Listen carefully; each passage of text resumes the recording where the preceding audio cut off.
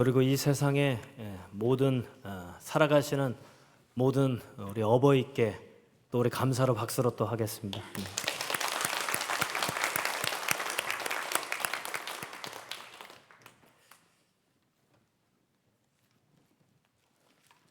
노벨 문학상 수상자, 콜롬비아 출신 기자였다가 자유를 위해서 다른 나라로 망명하고 그가 쓴 책 이야기하기 위해 살다에 소개하는 내용인데요. 우리 다 같이 한번 읽어볼까요? 시작. 삶은 한 사람이 살았던 것 그 자체가 아니라 현재 그 사람이 기억하고 있는 것이며 그 삶을 이해하기 위해 어떻게 기억하느냐 하는 것이다. 삶은 기억이다. 부모님을 생각하면 기억이 있죠. 따뜻한 집밥, 상냥하고 어진 음성.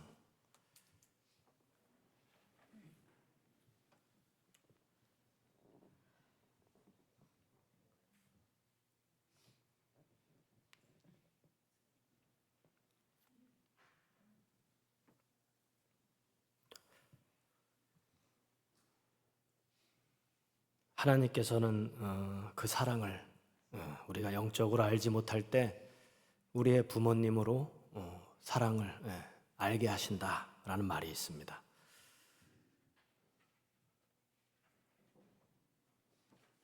여러분들은 어떠한 기억으로 살아가십니까? 그리고 어떠한 기억을 자녀들에게 남겨주셨습니까? 분위기를 바꾸는 마음으로 우리 옆에 있는 분들에게 한번 물어보겠습니다. 당신은 부모님에 대한 어떠한 기억을 갖고 있습니까?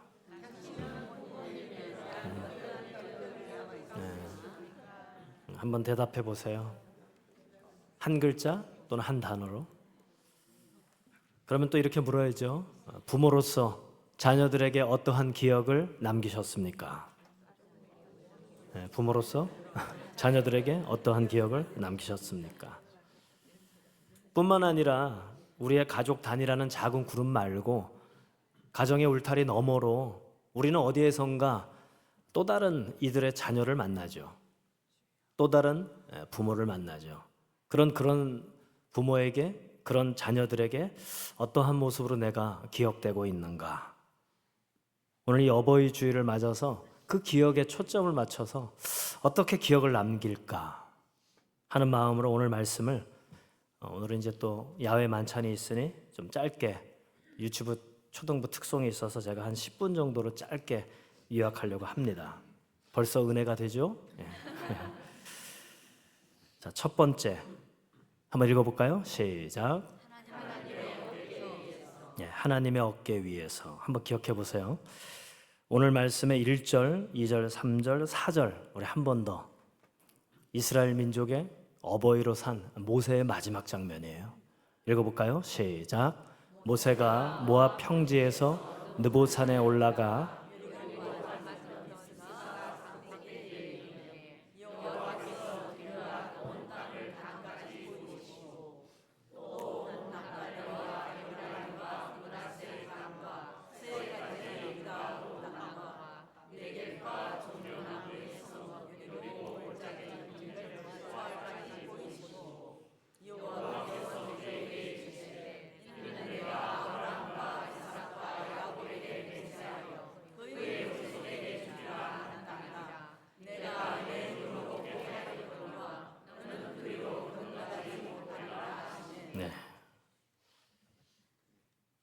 모세가 120년을 살면서 딱 3번의 큰 국면을 살았어요. 40세까지는 애굽의 왕궁에서 살았습니다. 그러나 당시의 애굽의 왕궁은 함족의 왕궁이었어요. 셈족이었던 모세는 인종이 다른, 혈통이 다른 양자로서 산 거죠. 그리고 갑작스런 분노에 살인을 하고 미디안이라고 하는 애굽의 소나기를 벗어나는 먼 땅에서 넝마처럼 장로 이드로의 양을 치며, 자기 양도 아니고요, 40년을 보냅니다. 광야에서. 어찌 보면 굉장히 허비한 시간처럼 보이는 시간. 80세가 되었을 때 하나님께서 그를 부르십니다. 이제 다시 애굽으로 돌아가서 너희의 종족 이스라엘 백성들을 끌어내라, 해방시켜라. 거부했죠. 그냥 유유자적하면서 이렇게 살다가 죽는 것도 괜찮은데 왜 굳이 그런 일을 제가 합니까? 라는 감정이 있었던 것 같아요. 이 핑계 저 핑계를 대는데 하나님께서는 계속해서 그를 설득하셔서 그가 하는 수 없이 애굽으로 돌아갑니다. 그리고 우여곡절 끝에 이스라엘 백성들을 인도해내죠. 그리고 나머지 40년은 광야 생활이었어요. 녹록치 않은 광야 생활. 그 가운데에서 하나님의 깊은 은혜를 경험하고, 그러나 이스라엘 백성들은 124년, 학자들에 의하면 124년의 노예의 근성에 찌들어서 뿌리 깊숙한 그 노예 근성을 버리지 못하는 거예요. 작은 거에 예민하고, 좋을 때는 좋다 그러고 조금만 불편해도 원망과 불평을 하는 그런 그들을 40년 동안 이끌었어요. 너무나도 피로한 거죠.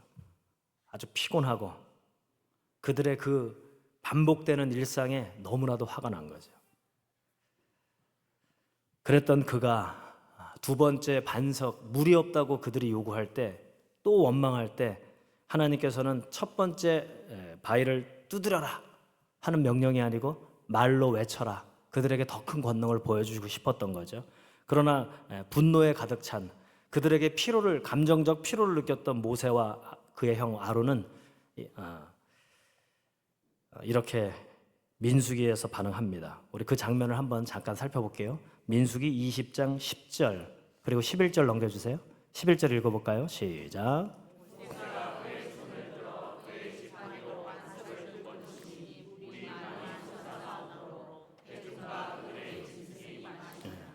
읽진 않았지만 바로 앞에서는 화를 내는 거야. 우리가 언제까지 너희들을 위해서 이렇게 아무 소용이 없는 그 반복을 보면서 너무나도 스트레스를 받은 거예요. 분노가 치미는 거죠. 그리고 말로써 물을 내야 되는데 하나님이 보여주고 싶었던 것을 그의 감정으로 덮어버린 거예요. 어떻게 보면 불순종이죠. 그리고 나자 하나님께서 이렇게 말씀하신 거예요. 12절인데요. 읽어볼까요? 시작.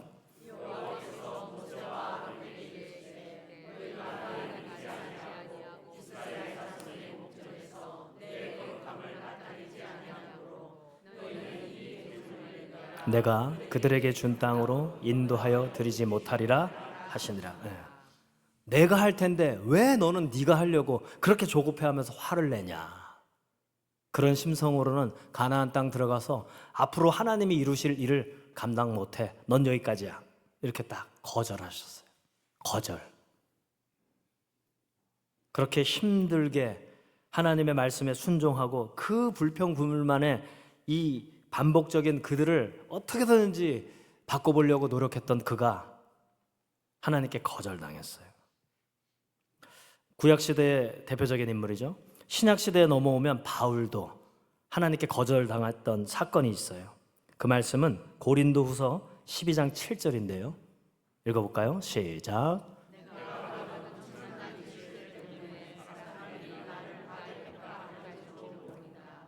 그러므로 내가 교만하게 되지 못하도록 하나님께서 내 몸에 가시를 주셨습니다.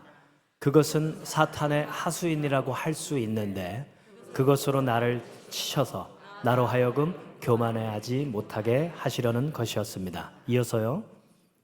나는 이것을 내게서 떠나게 해달라고 주님께 3번이나 간청했습니다. 읽을까요? 다음 장. 그러나 주님께서는 내게 이렇게 말씀하셨습니다.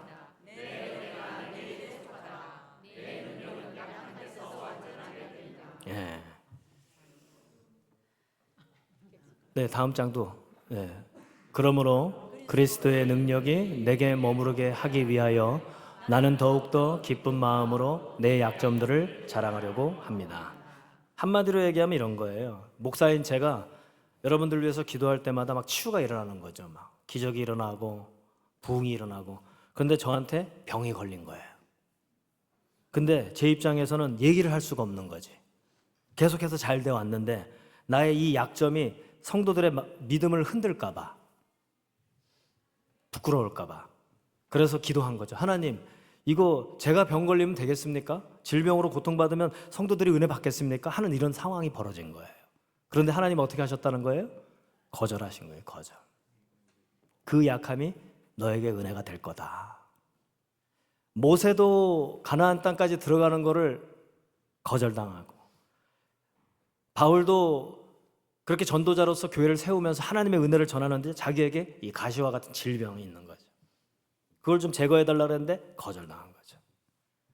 여러분, 부모로서 자녀들에게 뭔가 좋은 모습을 보여주고 싶은데 그렇지 못할 때, 또는 선배 또는 가족으로서 교회에서 뭔가 좋은 모습을 보여주고 싶은데 하나님께 기도했더니 거절당할 때 있지 않습니까? 모세는 오늘 하나님께 거절당했어요. 그런데 그것을 겸손히 받아들입니다. 어떤 심정이었을까? 도대체 그것을 받아들일 수 있는 모세, 그것을 은혜로 재해석해서 감사로 받아들였던 바울은 도대체 어떻게 그렇게 할 수 있을까? 그것은 신명기 34장 10절. 모세는 이런 사람이었어요. 이것으로 그것을 넘어설 수 있었던 거죠. 읽어볼까요? 시작.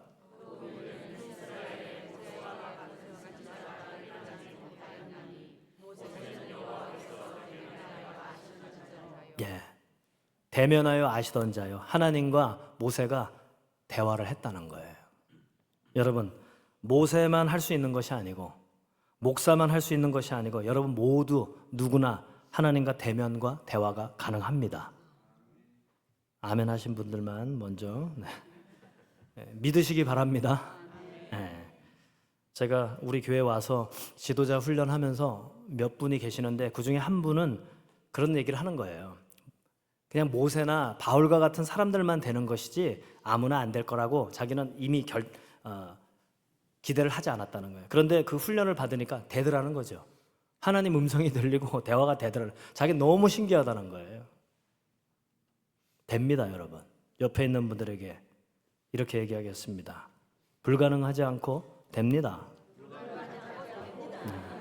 하나님과 대화가 됩니다. 그럴 때 새로운 걸 알게 되는 거죠. 바울도 마찬가지예요. 바울도 이러한 체험이 있었어요. 고린도후서 12장 2절부터 우리 2절과 4절 두 절만 읽어볼까요? 시작.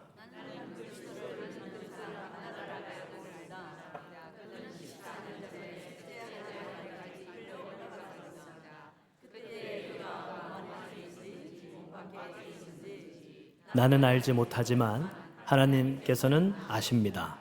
이 사람이 낙원에 이끌려 올라가서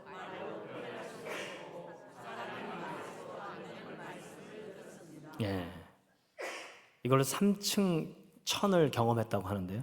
바울은 그걸 경험한 거예요. 지금 과학적으로 따지면 우주에 충만하신 하나님 안에서 우주의 시각에서 이 지구를, 세상을, 자신을 바라보게 된 거죠.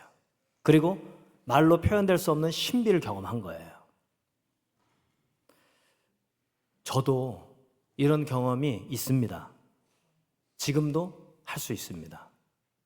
특별해서가 아니라 그런 하나님을 향한 대화가 이어지고 더 깊숙한 곳으로 하나님이 나를 이끌어 주시니 가능합니다. 여러분 모두도 가능합니다. 우리가 잘 아는 만류인력의 법칙 누굽니까? 아이작 뉴턴. 그가 이런 얘기를 했어요. 읽어볼까요? 시작.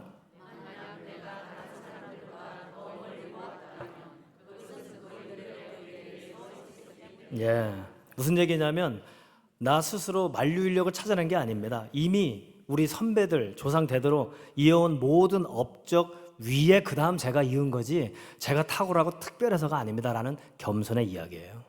이거는 이제 과학적인 측면이고 현실의 문제지만 모세와 바울은 거인들의 어깨가 위가 아니라 누구의 어깨 위에요? 하나님의 어깨 위에서. 여러분 모두도 하나님의 어깨 위에서 세상을 바라볼 수 있을 것입니다. 이 시대에 우리 자녀들에게 세상을 향해서 하나님의 어깨 위에서 살아가는 삶을 보여주시기를 부탁드립니다. 자, 두 번째를 한번 띄워주실까요? 읽어볼까요? 시작. 예, 멈추지 않는 사랑으로. 오늘 설교 제목을 그의 눈이 기력이라고 했는데요. 오늘 혹시 7절을 한번 다시 한번 띄워주실래요? 7절. 예, 읽어볼까요? 시작.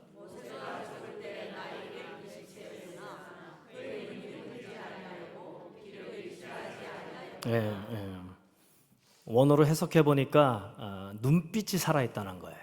여러분, 세월이 많이 흐르면 알력도 약해지고 눈빛이 점점 빛을 잃어가는데 죽을 때까지 눈빛이 살아있었다는 거죠. 그리고 기력이 쇠하지 않았다는 거예요. 근데 이것이 마치 기운이 천하장사 그런 의미는 아니고요. 원어로 해석해 보면 몸에 습기가 마르지 않았다. 그래서 어떤 학자는 주름살도 없었을 것이다 라고 이렇게 또 표현해요. 그 정도로 아주 이 에너지가 느껴졌다는 거죠. 그런데 그 눈빛이 힘을 잃지 않고 에너지를 잃지 않는 이유는 이스라엘 백성을, 하나님을 사랑했기 때문이에요. 그런 모세의 마지막 모습을 성경에 기록해 놓은 거예요. 모세가 특별해서가 아니라 하나님 어깨 위에서 이스라엘 백성들을 사랑하는 마음을, 열정을 갖고 있었기 때문에 가능하다는 거죠. 그래서 두 번째는 하나님의 어깨 위에서 여러분도 모세처럼 눈빛이 살아있고 기력이 쇠하지 않는 그런 부모로, 영적 부모로 기억을 남기시길 바랍니다. 하나님하고 대화할 때, 하나님하고 동행할 때, 하나님의 어깨 위에서 세상을, 나를 바라볼 때 이것이 가능하다. 그래서 제가 이제 바쁜 행사 끝나고 나면 한 6월부터 이제 기도반을 할 거예요. 그러면 여러분, 나도 좀 저런 과정을 좀 훈련받고 싶은데 하는 분들은 누구든지 지원하십시오. 제가 한 10주 정도로 해서 여러분들에게 그 길을, 하나님을 만나는, 대화하는 자리로 안내해 드리겠습니다. 결론적으로 어버이 주일을 맞아 물론 우리가 어버이로서 고생하고 헌신한 것에 대한 보답과 찬사를 받아야 한 것 마땅하지만 또 다른 의미에서는 이제 현실 세계에서 영적인 눈으로 우리 자녀들을 양육하는 것, 기억을 남기는 것, 그러기 위해서는 하나님의 어깨 위에서 또 식지 않는, 멈추지 않는 사랑과 열정으로 그들을 바라볼 때 그 일이 가능할 것이다. 이것을 기억하고 그러한 기억을 남기시는 이 시대의 참된 어버이가 되시기를 예수님의 이름으로 축원합니다. 기도하겠습니다. 세상은 AI, 대변혁을 눈앞에 두고 있고 기후 위기, 자연이 어떻게 될지 모르는 두려움 가운데 있고 이익에 눈이 멀어 정의는 사라지고 평화가 깨지고 전쟁이 이곳 저곳에서 터져나가고 온 세상이 신음합니다. 그럼에도 불구하고 악을 선으로 바꾸시는 하나님 어깨 위에 바라보게 하옵소서. 우리의 한계 넘어 영원하신, 무한하신 하나님의 지혜와 권능으로 이 시대의 참된 부모의 역할을, 어버이의 역할을 감당하게 하옵소서. 저희는 열정도 식고 사랑도 식습니다. 그러나 하나님께서 부어주시는 사랑과 열정으로 힘입어 멈추지 않고 나아가게 하옵소서. 예수 그리스도의 이름으로 기도드리옵나이다. 아멘.